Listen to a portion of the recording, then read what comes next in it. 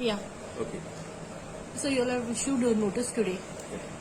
See, we have issued a notice today in the newspaper saying that those who are not claimed for their deposits as we are in the liquidation process, so immediately they have to claim.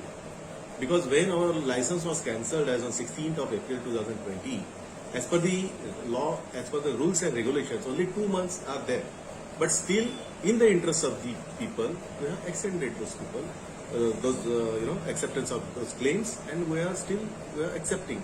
But now we can't drag this case as much as we want.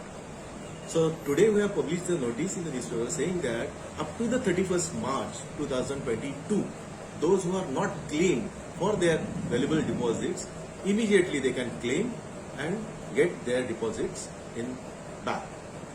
Those who are not collected their gold ornaments or the valuable ornaments which are lying with our banks, because all our branches, whether it is lease banks or our own branches, we have closed, and their valuable things, those who have not taken the possession of that, we have shifted in our head office premises. That also, before the 31st March 2020, they should come and they have to collect immediately.